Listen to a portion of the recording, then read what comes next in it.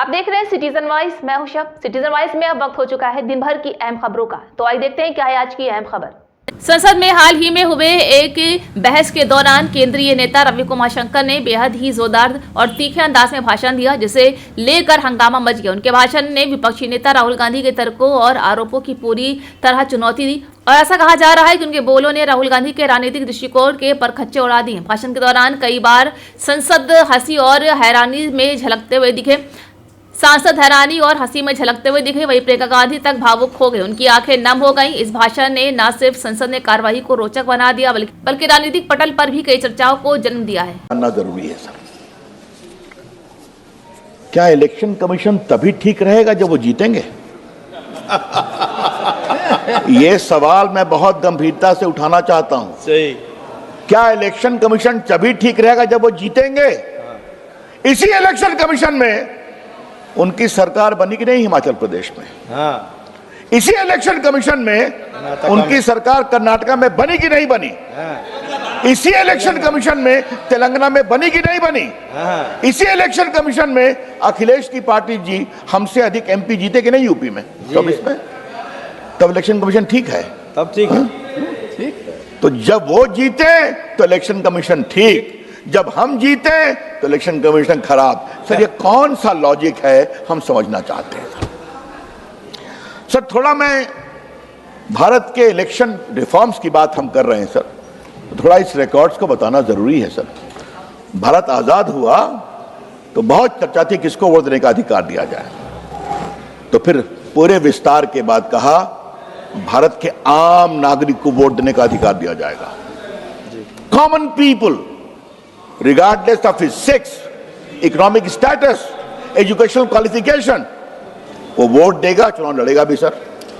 आज देखिए सर, भारत के लोकतंत्र में आम आदमी कितना मजबूत है कि उन्होंने एक नई बात, नो मोर एंटी इनकम्बेंसी, जो अच्छा काम करेगा उसको जिताएंगे और जो अच्छा काम नहीं करेगा उसको हराएंगे। उन्होंने नरेंद्र मोदी जी की सरकार को 3 बार जिताया है। अभी हम और बहुत लंबा रहने वाले हैं, चिंता मत करिए वेणुगोपाल साहब, बहुत लंबा रहने वाले हैं, क्योंकि देश की जनता हमारे काम को देखती है। कल सर मैं अजीब बात सुन रहा था, कुछ लोग बार बार कह रहे थे कि जर्मनी में बैलेट पेपर है, अमेरिका में बैलेट पेपर है। सर आज तक तो मैंने सुना था कि हमारे समाजवादी मित्र भारत पर बहुत विश्वास करते हैं, पूरा विदेश में नहीं देखते हैं विदेश की बात। क्या भारत की अच्छी बात हम दुनिया में बता नहीं सकते सर? ये एक बड़ा सवाल है, उस पर मैं चर्चा करूंगा सर। अच्छा जरा मैं बोलूंगा ईवीएम पर बोलूंगा सर। मैं कल राहुल गांधी को सुन रहा था और आज वेणुगोपाल जी को भी सुना। इंस्टीट्यूशंस को कॉम्प्रोमाइज करते हैं, हम बाकी करते हैं। तो आज थोड़ा मैं कहानी खोलना चाहता हूं इस डिबेट में सर, और मैं बहुत विनम्रता से कह रहा हूं, मुझे अनुमति दीजिए। यस। राष्ट्रपति के साथ मजाक किसने किया था? फखरुद्दीन अली अहमद को बिना कैबिनेट के अप्रूवल के इमरजेंसी का प्रस्ताव दस्तखत करने पर मजबूर होना पड़ा। अब तो राष्ट्रपति के साथ कांग्रेस। अब सर जरा मुझे ये बताइए, सुप्रीम कोर्ट के 3 जजेस को सुपरसीड किसने किया था? इन्होंने किया था।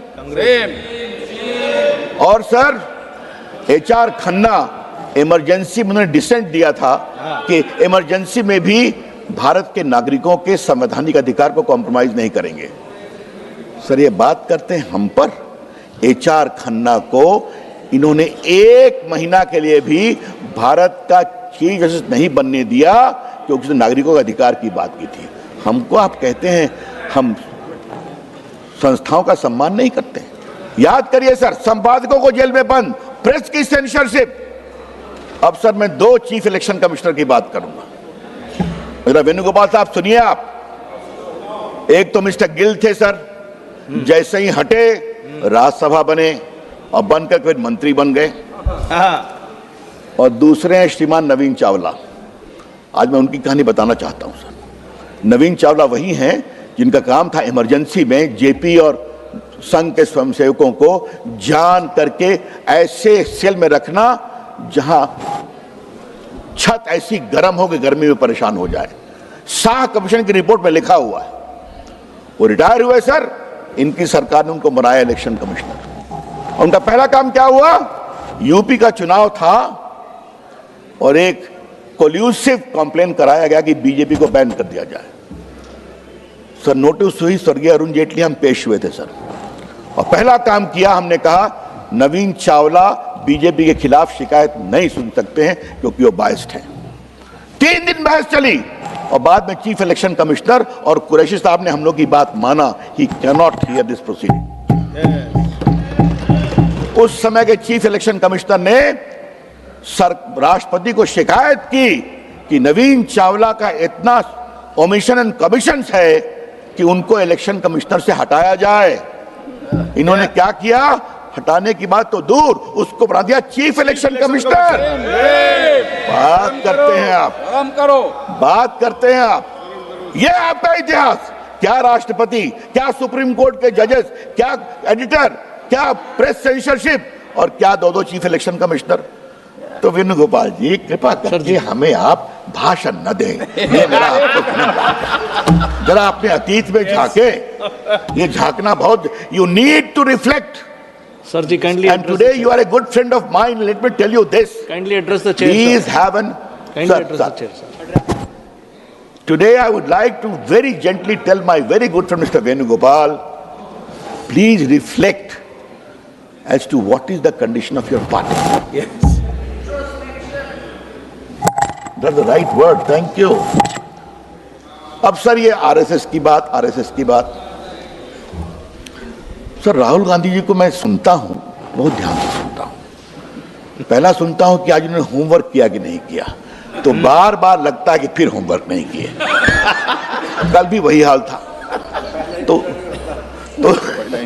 सर उसका जवाब तो उन्होंने दे दिया। लेकिन मैं उनको एक बात कहूंगा, संघ पर आप कितना बोलेंगे, कितनी बार बोलेंगे? वैसे उनके परिवार में संघ को गाली पढ़ने की एक परंपरा है। वो नेहरू जी के समय से है, इंदिरा जी के समय से है, राजीव गांधी के समय से है, अब आप भी पढ़ गए हैं। मैं प्रियंका जी को कहूंगा इससे कृपा करके थोड़ा दूर रहिए। लेकिन सर जो मैं कहना चाहता हूं वो क्या कहना चाहता हूं, संघ 100 साल का हो गया। देश के स्वाभिमान, देश के आत्मसम्मान, राष्ट्रवाद, जन सेवा को लेकर आज राष्ट्रीय स्वयंसेवक संघ भारत का एक सबसे बड़ा संगठन। बहुत बढ़िया, बहुत बढ़िया। Yes, sir. हम लोग कई यहाँ स्वयंसेवक बैठे हुए हैं। पूरा स्वयंसेवक है हम लोग। और सर आजादी के 75 इयर्स के बाद वो संघ को आलोचना करते रहे, गाली पढ़ते रहे, संघ बढ़ता रहा और हम कहां पहुंच गए और आप कहां पहुंच गए। 3 बार प्रतिबंध लगाया, संघ पर प्रतिबंध क्या क्या नहीं किया। तो कभी तो सोचिए वेणुगोपाल बाबू।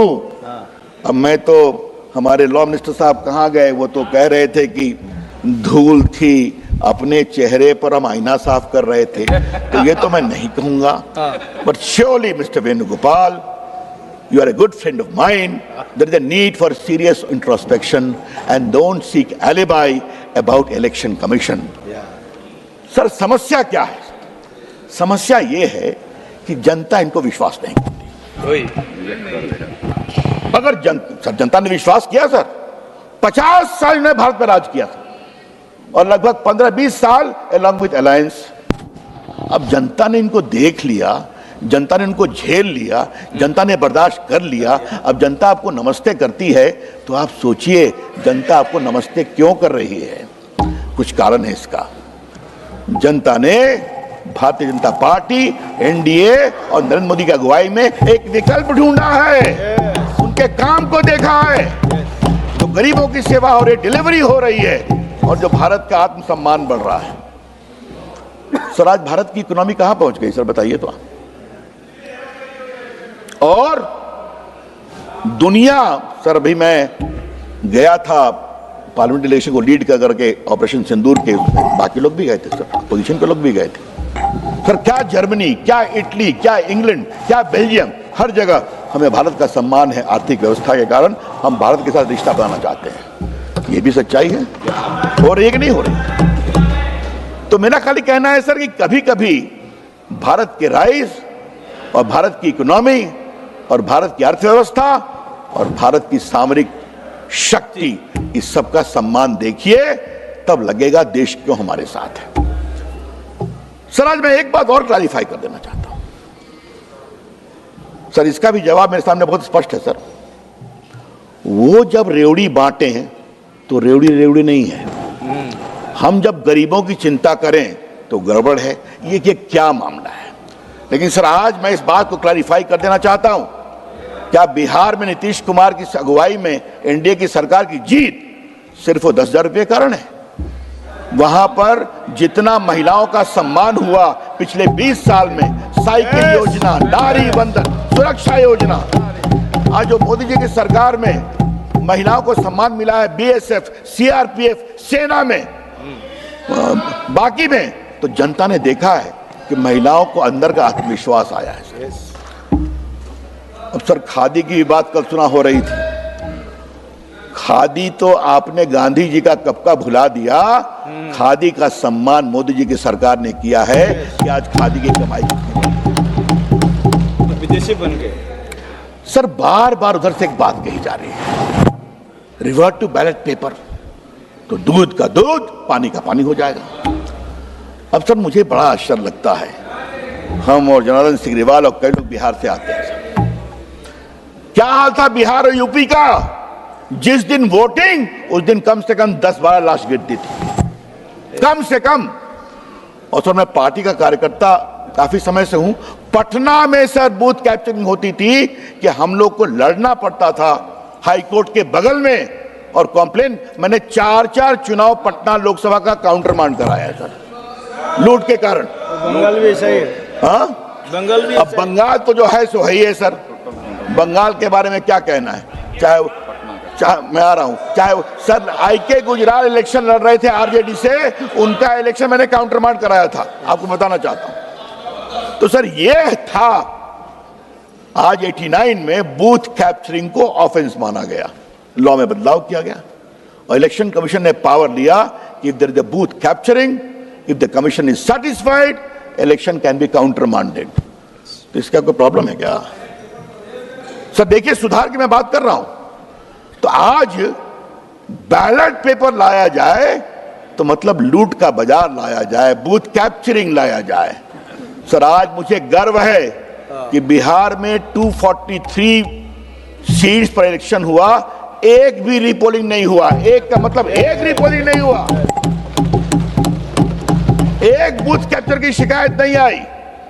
तो वही चाहते हैं माननीय Venugopal ji, the same thing you want.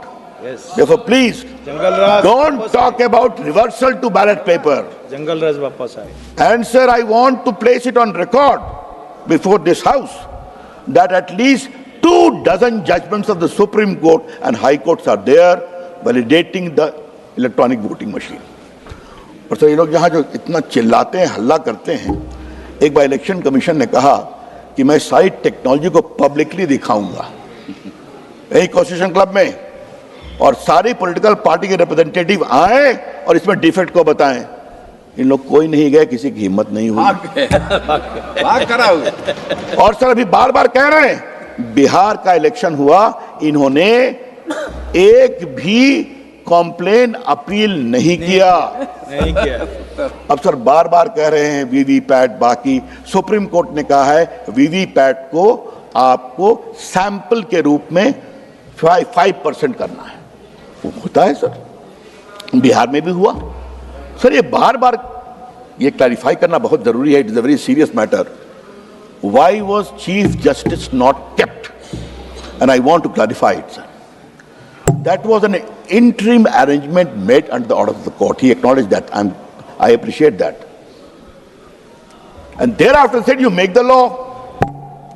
Law बना, उसमें प्राइम मिनिस्टर हैं, लीडर ऑफ अपोजिशन है। तो आपको प्रॉब्लम क्या है भाई?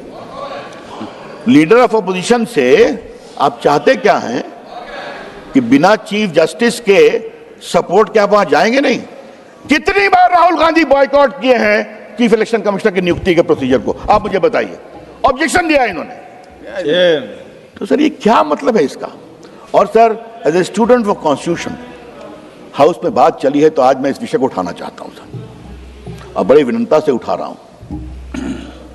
हम सभी जुडिशरी का सम्मान करते हैं, we all respect independence of judiciary, but judiciary को हर चीज में इन्वॉल्व करना ठीक है क्या सर? क्या सेपरेशन ऑफ पावर के खिलाफत तो नहीं है? और क्या हम अपनी कमजोरी को तो नहीं इजहार करते हैं? हम अपने से कुछ नहीं कर पाएंगे जब तक चीफ जस्टिस नहीं आएगा। ये लोकतंत्र के लिए ठीक नहीं है सर। और दूसरी बात वो बहुत जरूरी है, ये लोग तो हाई कोर्ट सुप्रीम कोर्ट भागते रहते हैं तुरंत में। आजकल तो एक नया सिस्टम बन गया है सर कि कोई जज खिलाफ में जजमेंट दे दे तो इम्पीचमेंट की भी बात करते हैं। अब छोड़ दीजिए उसको कभी और देखेंगे। It is a very serious matter but will debate it some. तो यदि आज की अहम खबर, ताजा खबरों के अपडेट के लिए जुड़े रहिए हमारे साथ सिटीजन वाइस पर। हमारे चैनल को लाइक, शेयर और सब्सक्राइब करना ना भूलें।